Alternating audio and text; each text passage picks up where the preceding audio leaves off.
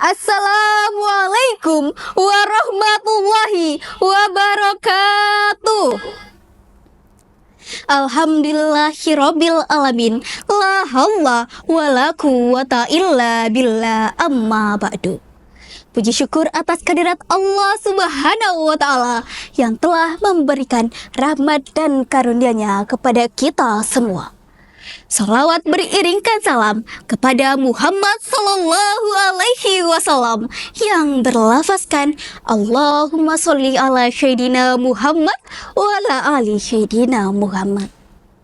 Hadirin yang insya Allah dirahmati Allah, gaya hidup halal adalah gaya hidup yang sesuai dengan syariah Islam. Gaya hidup halal sudah seharusnya ada dalam diri kita sebagai seorang muslim. Menurut Badan Pusat Statistik, 87,08% penduduk Indonesia adalah penduduk beragama Islam.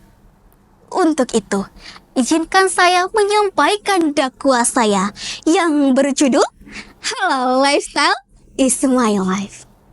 Dalam Al-Quran, Quran Surah Al-Baqarah ayat 168 yang berbunyi, A'udzubillahi minasyaitonirrajim, Bismillahirrahmanirrahim. Ya ayyuhan nas, wahai sekalian manusia, kulu mimma fil ardi halalan thayyiba. Makanlah makanan yang halal lagi baik yang terdapat di bumi. Wala tattabi'u khutuwati syaitan. Dan janganlah kamu mengikuti langkah-langkah setan. Innahu lakum aduwwum mubin. Sesungguhnya setan itu adalah musuh yang nyata bagimu. Hadirin, tahukah hadirin, mengapa daging babi diharamkan dalam Islam? Penulis tafsir Al-Manar menyatakan, Syekh Muhammad Abdu, Allah mengharamkan daging babi karena najis. Sebab makanan yang paling disukainya adalah kotoran dan berbahaya bagi manusia. Dan menurut Harry Fretic, dosen program studi gizi kesehatan Universitas Gadjah Mada, menyatakan daging babi berbahaya karena memiliki potensi infeksi cacing pita dan memiliki tingkat parasit yang lebih tinggi dibandingkan hewan lainnya. Dari dua hal ini dapat kita simpulkan bahwa segala sesuatu yang dilarang oleh Allah adalah yang tidak baik untuk kita. Hadirin, gaya hidup halal tidak hanya mengenai makanan dan minuman saja, tetapi juga mengenai fashion, ekonomi, pariwisata, bahkan gaya hidup digital. Kita dapat melakukan hal itu dengan yang pertama adalah menggunakan dan memakai produk yang bersertifikasi halal oleh BPJPH.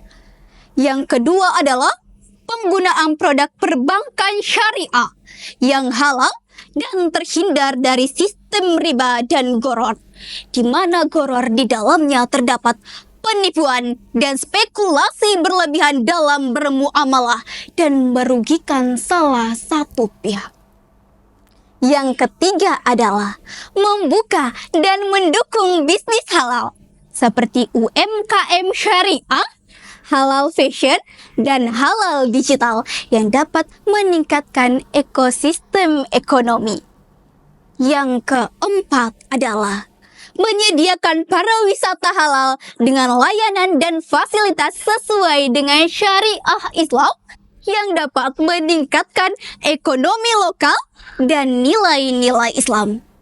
Dan yang kelima adalah menetapkan etika sosial dan ramah lingkungan sehingga dapat menciptakan pembangunan yang ramah lingkungan dan berkelanjutan. Hadirin, tahukah hadirin, doa kita dapat sulit terkabul apabila apa yang kita makan haram, apa yang kita minum haram, dan apa yang kita gunakan haram.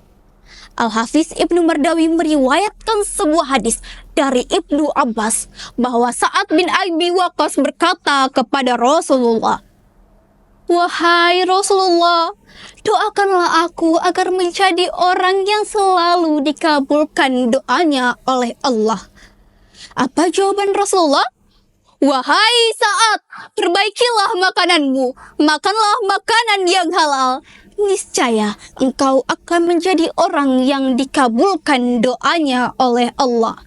Dan demi jiwaku yang ada di tangannya, barang siapa yang memasukkan makanan haram ke dalam perutnya, maka tidak akan diterima amalannya selama 40 hari. Dan bagi seorang hamba yang dagingnya tumbuh dari hasil menipu dan riba, maka neraka lebih layak baginya. Hadis riwayat At-Tabrani. Hadirin yang insya Allah dirahmati Allah. Sebelum saya menutup dakwah saya ingin menyampaikan kepada kita semua. Tolong tetapkan di dalam hatimu bahwa yang haram tetaplah haram meskipun satu dunia melakukannya. Saya mohon maaf apabila ada kesalahan. Pada Allah saya mohon ampun. Wabillahi taufiq wal hidayah. Wassalamualaikum warahmatullahi wabarakatuh.